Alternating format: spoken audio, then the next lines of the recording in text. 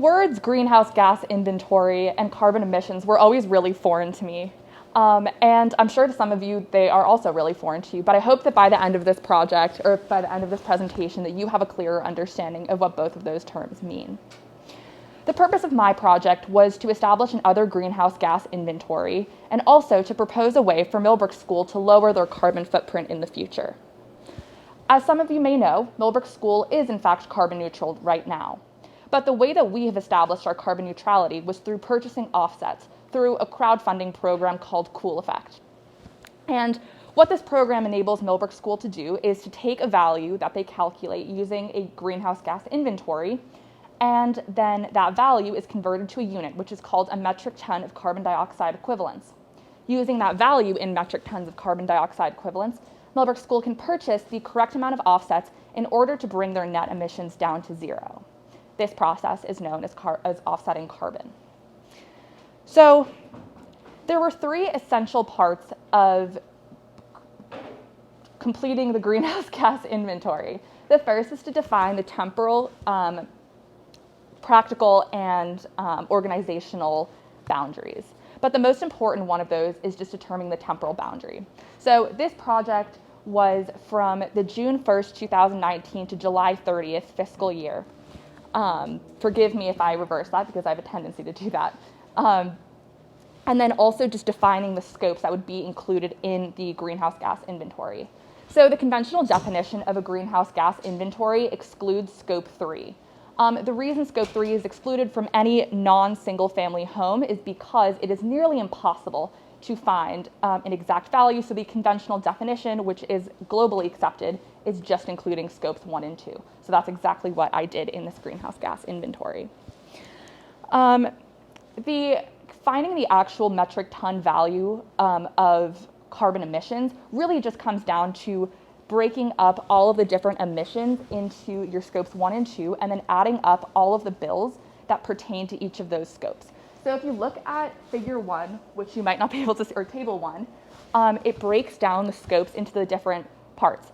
So for example, scope 1 is all purchased distillates, as well as like diesel, gasoline, heating fuel, anything like that, and fertilizer, while scope 2 is purchased electricity.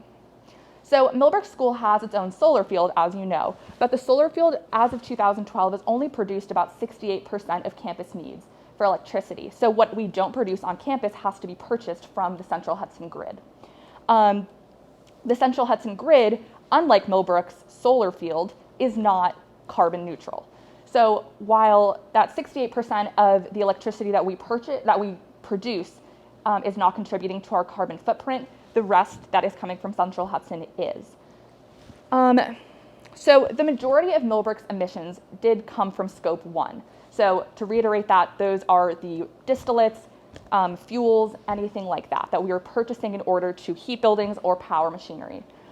Scope 1 contributed to approximately 85, depending on the year. This year it was like 99% of our emissions, but the 2020 fiscal year data was slightly different from that of previous years. And the reason for that is because everyone was sent home in March, we didn't actually have the same reflection of what our emissions would have been in any other given year. So looking at figure 2 right here, you can see that our emissions have been within 100 metric tons of carbon dioxide equivalents consistently for the past 4 years, or for the past 3 years, and then 2012, which was the first greenhouse gas inventory that was conducted. This basically goes to show that Millbrook School has plateaued, that our carbon emissions value has not changed, it has not decreased. And that's not really a good sign, because Millbrook School's goal should be to reduce carbon emissions to the point where we hardly have to purchase any offsets, so that we can actually be as close to net zero before purchasing offsets as possible. And there are some steps that can be taken in order to achieve that goal.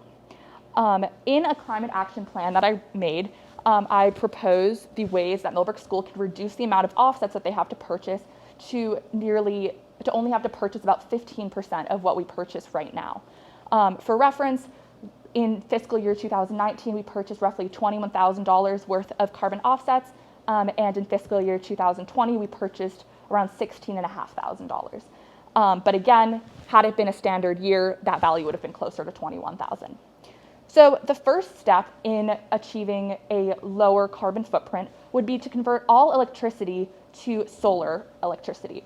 So there's a new project called the Community Solar Project of Stanford, which is going in literally within like a few miles of campus.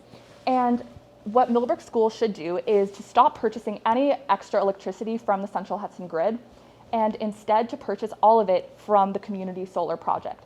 So that way we would be entirely cutting scope 2 out of our greenhouse gas inventory because we would be purchasing what's called a renewable energy credit, which would basically mean that we would no longer have any scope 2 emissions. That is the first step in achieving our goals of lowering the carbon footprint. Along with that, it's important that Millbrook School conducts a greenhouse gas inventory on a yearly basis. The reason this is necessary is to track progress. We need to know how the school is progressing, if our carbon emissions is decreasing, if it's increasing, or if it's stagnant the way it is right now. So that could be either teaching a faculty member how to conduct a greenhouse gas inventory, or perhaps hiring a sustainability operations manager, which would basically oversee any endeavors relating to our carbon footprint and calculating an emission, greenhouse gas emission. Perhaps the most important step of this plan, however, is also the most costly. As I said earlier, the main contributor of our greenhouse gas emission is our scope 1 value. And this is coming primarily from heating fuels. So the way that Millbrook School can actually reduce that scope 1 value to be a fraction of what it is right now, it would only be about 15% of what it is right now, would be to install geothermal heat pumps in place of the boilers that we have at the moment. That being said, it is really expensive. So certain buildings should be prioritized over others. So the building that should first be retrofitted would be the Mills Athletic Center, followed by Holbrook, and then after that, you could get into dorms. But the goal should really be to bring down the values or the buildings that are contributing to the highest percentage of that scope 1 value for heating fuels. Lastly, as kind of a minor solution, Millbrook School should have to retrofit any buildings that were built before, say, 2000. And the reason to do that is because a lot of the technology used in like windows or insulation might have changed since then. So in order to maximize the amount of efficiency that we get out of purchasing electricity, that would be the most cost-effective and environmental plan in future endeavors. So if anyone has any questions, I would love to hear them, but I want to leave you with one concluding thought. Millbrook wants to make the biggest impact in this world that they can. And if they truly want to be carbon neutral without having to purchase offsets, they have to adhere to this plan. There really isn't another way, because as Millbrook School grows, the carbon emissions value will only go up. And it would not plateau the way it is right now. So it's important that in order to reach as close to net zero as possible, that we pursue this plan. Thank you.